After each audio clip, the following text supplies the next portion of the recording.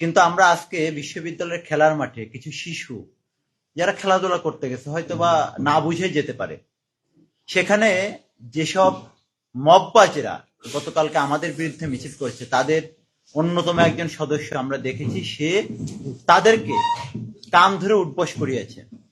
আমি এর আগে সকালবেলা স্যারকে প্রশ্ন করছিলাম যে স্যার, বিশ্ববিদ্যালয় কিংবা এই যে যে বিতর্কিত ডাকসু প্রতিনিধি, এদের কি কোনো এখতিয়ার আছে কিনা যে এই দোকানপাটগুলো নিজের কাছে তাদের কাছে জব্দ করা বা এইটার তদারকি করা?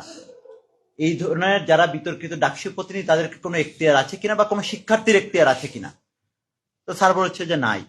একইভাবে আমি আজকে আপনাদের কাছে আবার বলতে চাচ্ছি, এই যে এই বিতর্কিত ডাকসু প্রতিনিধি আজকে যে ঢাকা বিশ্ববিদ্যালয়ের খেলার মাঠে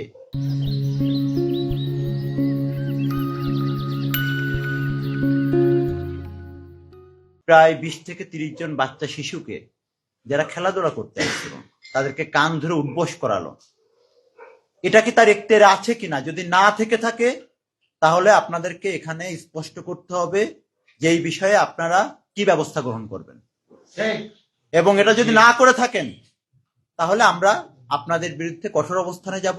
এবং একইভাবে আমরা যেটা মনে করছি, আমি স্যারকে সকালবেলা বলে গিয়েছি যে এই যে বিশ্ববিদ্যালয়ে যে ব্যাপারগুলো হয়েছে, আমাদের বিরুদ্ধে যে ধরনের মব তৈরি করা হয় এবং এই যে দোকানপাট নিয়ে যে ধরনের অভিযোগ রয়েছে, সেই অভিযোগগুলোর সাথে প্রক্টর অফিসের একটা যোগসাযোগ রয়েছে।